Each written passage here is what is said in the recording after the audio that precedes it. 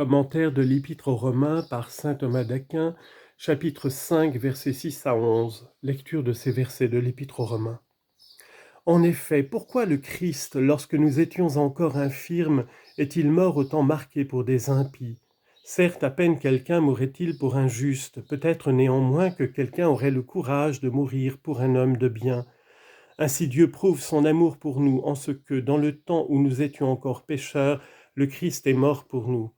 Maintenant donc, justifiés par son sang, nous serons à plus forte raison délivrés par lui de la colère. Car si, lorsque nous étions ennemis de Dieu, nous avons été réconciliés avec lui par la mort de son Fils, à plus forte raison réconciliés serons-nous sauvés par la vie de ce même Fils. Mais outre cela, nous nous glorifions en Dieu par notre Seigneur Jésus-Christ, par qui maintenant nous avons obtenu la réconciliation. Commentaire de saint Thomas. Après avoir montré la solidité de l'espérance par le don du Saint-Esprit, l'apôtre en donne une preuve nouvelle tirée de la mort de Jésus-Christ. Il pose la question, tout d'abord, ensuite il fait entrevoir une difficulté à ces mots, verset 7, « À peine quelqu'un voudrait-il mourir ?» Troisièmement, il précise la vérité de la question à ses autres, verset 8, « Mais Dieu a fait éclater son amour. » Premièrement, il dit donc, « J'ai avancé que l'espérance n'est point vaine. » Cela paraît évident à qui considère ceci au verset 6. « Pourquoi, lorsque nous étions encore infirmes, à savoir de l'infirmité du péché, psaume 6, 2, Ayez pitié de moi, Seigneur, parce que je suis infirme. Car de même que dans le corps humain, l'équilibre nécessaire des humeurs est rompu par la maladie, ainsi se brise par le péché l'ordre légitime des affections. Pourquoi donc, lorsque nous étions encore infirmes, le Christ est-il mort pour des impies ? 1 Pierre 3, 18. Jésus-Christ a souffert la mort une fois pour nos péchés, le juste pour les injustes. Et cela dans un temps déterminé, à savoir de telle sorte qu'il est demeuré dans les ombres de la mort pendant un temps marqué pour ne ressusciter que le troisième jour. Confère Matthieu 12, 40. Comme Jonas fut 3 jours et 3 nuits dans le ventre du poisson, ainsi sera le Fils de l'homme dans les entrailles de la terre.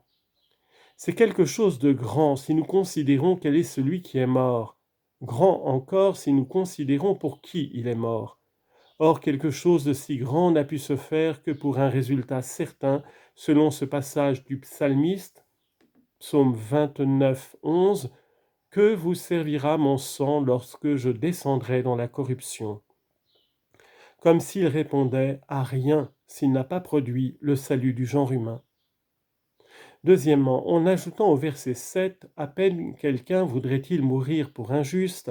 saint Paul fait voir la difficulté de la question qu'il a posée du côté de ceux pour lesquels Jésus-Christ est mort, c'est-à-dire pour les impies, en disant « c'est à peine », c'est-à-dire « veut-on mourir pour sauver un homme juste ?» Loin de là, comme il est dit par le prophète Isaïe 57, 1, « Le juste périt et nul n'y pense dans son cœur. » Voilà pourquoi je dis au verset 7, « À peine quelqu'un voudrait-il mourir pour un juste. » Peut-être néanmoins quelqu'un, c'est-à-dire dans des occasions rares et par un excès de zèle, aurait-il le courage de mourir pour un homme de bien. En effet, cela est rare, par cela même que c'est un acte héroïque, ainsi qu'il est dit en Jean 15, 13, « Personne ne peut témoigner un plus grand amour que de donner sa vie pour ses amis. » Or le Christ est mort pour des impies et des pécheurs, et l'on ne trouve pas d'autre exemple d'un tel héroïsme. Voilà pourquoi il est véritablement admirable que Jésus-Christ ait voulu le faire. On peut encore trouver un autre sens et entendre par là le mot juste, celui qui est exercé dans la vertu, et par le mot homme de bien, celui qui est innocent. Quoique dans ce sens, le juste l'emporte sur l'homme de bien, cependant c'est à peine si l'on veut mourir pour un juste. La raison en est que l'innocent, désigné sous le nom d'homme de bien, paraît plus digne de commisération, soit à cause de la faiblesse de l'âge, soit pour quelque autre motif. Mais le juste, par cela même qu'il est parfait sans défaut, n'a pas en lui ce qui provoque la pitié. Si donc l'on meurt pour un innocent, c'est par une compassion miséricordieuse. Mais si l'on meurt pour un juste, c'est un acte de zèle vertueux, ce qui se rencontre moins communément que la pitié miséricordieuse. Troisièmement, lorsque saint Paul dit au verset 8 « Mais Dieu a fait éclater », il répond à la question qu'il a posée. Premièrement, il donne la réponse. Deuxièmement, il en argumente pour appuyer sa proposition à ces mots au verset 9, donc à plus forte raison. Troisièmement, il montre que la conséquence est rigoureuse à ces autres au verset 10, car si, lorsque nous étions ennemis. Premièrement, il dit donc, il a été demandé pourquoi Jésus-Christ était mort pour des impies. La réponse à cette question, c'est que par là, Dieu fait éclater son amour pour nous, c'est-à-dire fait voir par cette conduite qu'il nous aime à l'excès, puisque pendant que nous étions encore pécheurs, Jésus-Christ est mort pour nous, et cela autant marqué, comme il a été expliqué plus haut. Mais la mort même de Jésus-Christ pour nous manifeste l'amour de Dieu, puisque Dieu a donné son Fils, afin qu'il satisfie pour nous en mourant. Jean 3, 16. Dieu a tellement aimé le monde qu'il a donné son Fils unique. De même donc que l'amour de Dieu le Père pour nous s'est manifesté en ce qu'il nous a donné son Esprit, comme il a été dit plus haut au verset 5, il se manifeste encore en ce qu'il a donné son Fils, ainsi qu'il est dit ici. Mais en disant, il fait éclater, l'apôtre fait remarquer dans le divin amour comme une sorte d'immensité qui se manifeste d'abord par le fait même, c'est-à-dire en ce que Dieu a donné son Fils afin qu'il mourût pour nous, et ensuite à raison de notre condition, puisqu'il a agi ainsi sans être provoqué par nos mérites, attendu que nous étions encore pécheurs. Confère Éphésiens 2,4. Dieu qui est riche en miséricorde, à cause du grand amour dont il nous a aimés, lorsque nous étions morts par le péché, nous a rendus tous à la vie en Jésus-Christ. Deuxièmement, en disant ensuite au verset 9, à plus forte raison, saint Paul conclut sa proposition d'après ses prémices. Si le Christ est mort pour nous pendant que nous étions encore pécheurs, à plus forte raison justifié maintenant par son sang, comme il a été dit en Romains 3, 24. Dieu l'a offert pour être la victime de propitiation par la foi en son nom, en son sang. Nous serons délivrés de la colère, c'est-à-dire de la vengeance, de la damnation éternelle que les hommes encourent pour leurs péchés. Matthieu 3, 7, race de vipères qui vous a montré à fuir la colère qui approche. Troisièmement, quand l'apôtre dit au verset 10, si en effet, lorsque nous étions ennemis de Dieu, il montre que la conséquence précitée est rigoureuse parce qu'elle procède du moindre au plus grand, il faut ici remarquer une double comparaison du moins au plus, l'une de notre côté, l'autre du côté de Jésus-Christ. De notre côté, saint Paul compare les ennemis aux réconciliés, car on voit moins souvent faire du bien à des ennemis qu'à ceux qui sont déjà réconciliés.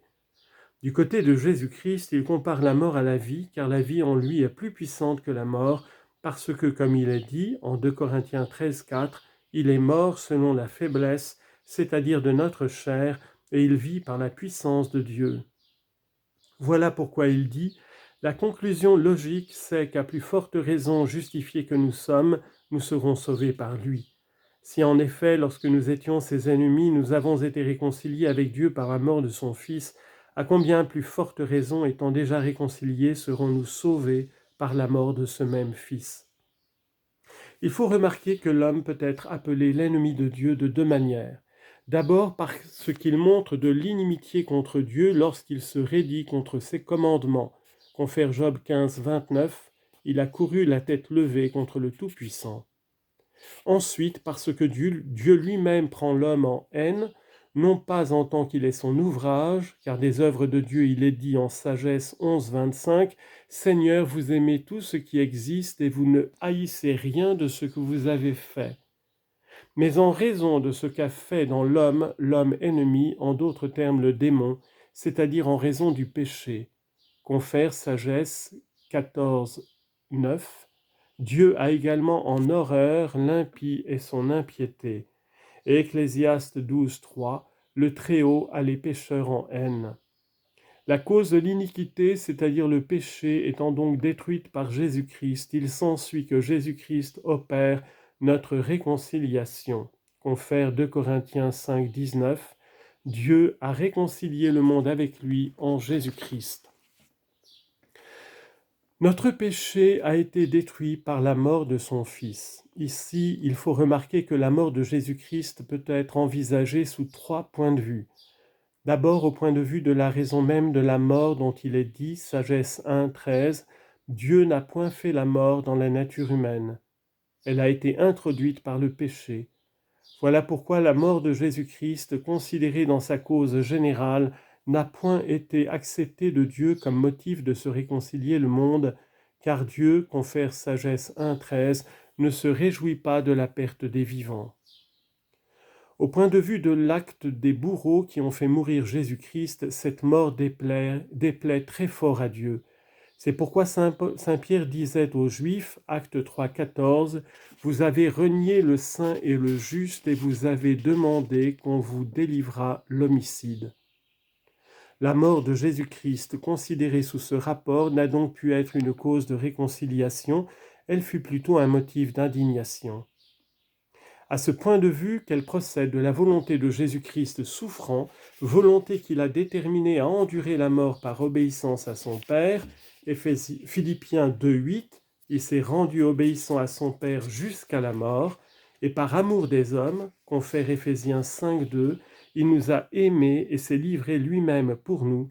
La mort de Jésus-Christ a été méritoire, satisfactoire pour nos péchés et acceptée de Dieu comme telle, ce qui a suffi à la réconciliation de tous les hommes, même de ceux qui mirent à mort le Sauveur, parmi lesquels quelques-uns même furent sauvés par sa prière, comme il dit, Luc 23, 34, « Mon Père, pardonne-leur, car ils ne savent pas ce qu'ils font. » Quatrièmement, lorsque Paul dit au verset 11, non seulement il montre les biens que nous obtenons déjà en réalité par la grâce, non seulement nous sommes réconciliés, mais encore nous nous glorifions dans l'espérance de la gloire que nous attendons dans le siècle futur, en Dieu, c'est-à-dire en tant que maintenant même nous sommes unis à Dieu par la foi et la charité.